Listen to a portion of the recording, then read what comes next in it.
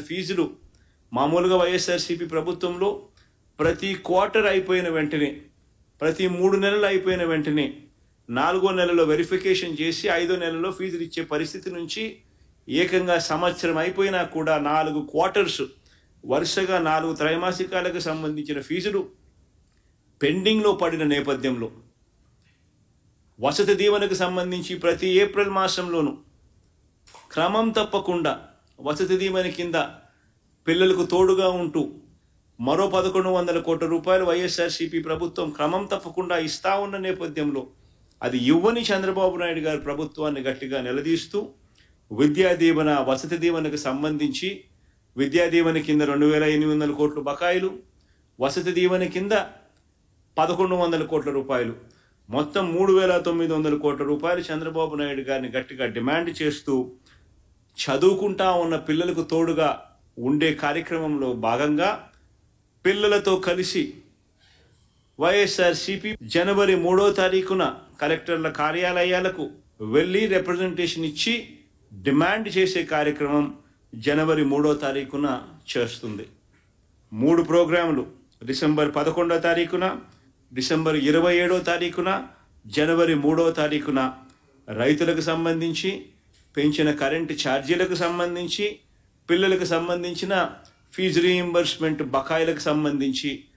3 issues మీద వైఎస్ఆర్సీపీ గలం విప్పుతా ఉంది. గట్టిగా ఉద్యమ బాట పట్టే కార్యక్రమం చేస్తుంది.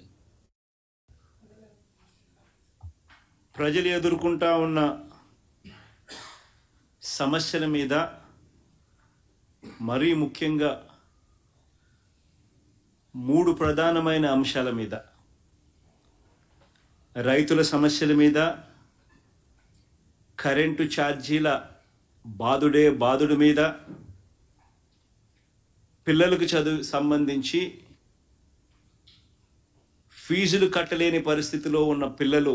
ఎదుర్కొంటా ఉన్న సమస్యల మీద, ఈ 3 అంశాల మీద వైఎస్ఆర్సీపీ డిసెంబర్ మాసంలో ఈ 3 అంశాల మీద గట్టిగా ఉద్యమ బాట పట్టే కార్యక్రమానికి శ్రీకారం చుడతా ఉన్నాం. ఇందులో భాగంగా డిసెంబర్ 11వ తారీఖున రాష్ట్ర వ్యాప్తంగా ఉన్న అన్ని కలెక్టర్ల అన్ని జిల్లాల్లోనూ రైతుల తరపున వైఎస్ఆర్సీపీ రైతులకు సంబంధించిన ప్రధానమైన అంశాలు, ధాన్యం సేకరణలో రైతన్నలకు జరుగుతూ ఉన్న అన్యాయాన్ని ప్రశ్నిస్తూ, ధాన్యం సేకరణలో కనీస పెట్టుబడి ధర ఖచ్చితంగా ప్రభుత్వం వైపు నుంచి వచ్చేట్టుగా ఒత్తిడి తీసుకొచ్చే దాంట్లో భాగంగా కనీస మద్దతు ధర రైతులకు ఖచ్చితంగా వచ్చేట్టుగా చేస్తూ, రైతులకు సంబంధించిన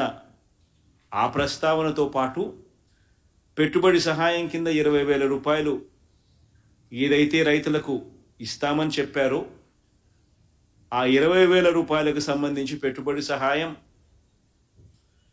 రాష్ట్ర ప్రభుత్వం, చంద్రబాబు నాయుడు గారి ప్రభుత్వం ఇవ్వని పరిస్థితుల నేపథ్యంలో దానిని కూడా గట్టిగా డిమాండ్ చేస్తూ, ఈ రెండే కాకుండా ఉచిత పంటల బీమా ఏదైతే రైతులకు ఇంతవరకు అందుతా ఉన్న పరిస్థితి ఏదైతే ఉందో రద్దు చేసిన నేపథ్యంలో ఉచిత పంటల బీమా మళ్ళీ ఖచ్చితంగా రైతులకు మళ్ళీ వర్తింప చేయాలి అనే డిమాండ్తో, ప్రధానంగా ఈ 3 డిమాండ్లతో డిసెంబర్ 11వ తారీఖున ప్రతి జిల్లాలోనూ వైఎస్ఆర్సీపీ అక్కడి జిల్లా కలెక్టర్లను కార్యాలయాలకు సంబంధించి కలెక్టర్లకు రిప్రజెంటేషన్ ఇచ్చే కార్యక్రమానికి